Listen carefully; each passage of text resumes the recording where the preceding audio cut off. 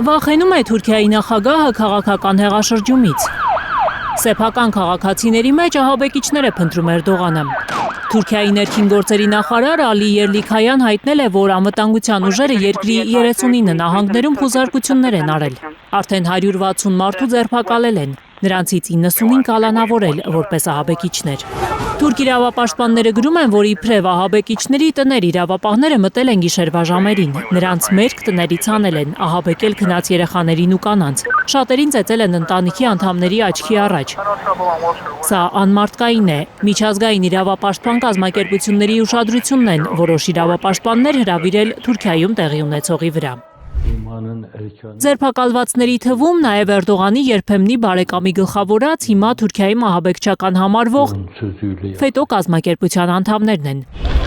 Թուրք վերլուծաբանները գրում են, որ վտանգ է զգում Էրդողանը այդ կազմակերպությունից։ Մտավորական քաղաքական գործիչ Ֆեթուլլահ Գյուլենը 2000-ականների սկզբին աջակցում էր Էրդողանի Արդարություն և զարգացում կուսակցությանը։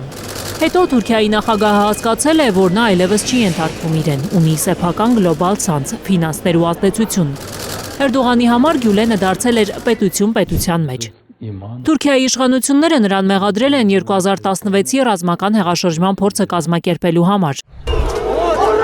Թուրք վերլուծաբանները նկատում են, որ այդ ժամանակ է առաջին անգամ Էրդողանը վախեցել, որ իշխանությունը ձեռքից կտանեն։ Թուրքական որոշ լրատվամիջոցներ գրում են, թե հիմա Էրդողանը մասսայական ձերբակալություններով փորձում է լռեցնել իր երկրում ընդդիմության ձայնը։ Մտահոգիչ է թուրք վերլուծաբանների համար, որ այդ քաղաքականությունը կարող է ավելի խորացնել քաղաքական բևեռացումը երկրում և նվազեցնել հանրային վստահությունը դատական գործընթացների հանդեպ։ Amnesty International-ը, Human Rights Watch-ը քննադատում են մասսայական ձերբակալությունները Թուրքիայում։ Զեկույցներում գրված է, որ հաճախ առանց հիմնավոր ապացույցների մարդկանց ահաբեկիչներ են անվանել ու փակի տակ են պահում։ Գաներ Մովսիսյան, Գագիկ Տեր-Ղազարյան, Հայլուր։ Հայաստանում և աշխարհում տեղի ունեցող իրադարձությունների մասին առաջինն իմանալու համար բաժանորդագրվեք մեր ալիքին, սեղմեք զանգակը, որ բաց չթողնեք ամենահրատապը, ամենակարևորն ու հետաքրքիրը։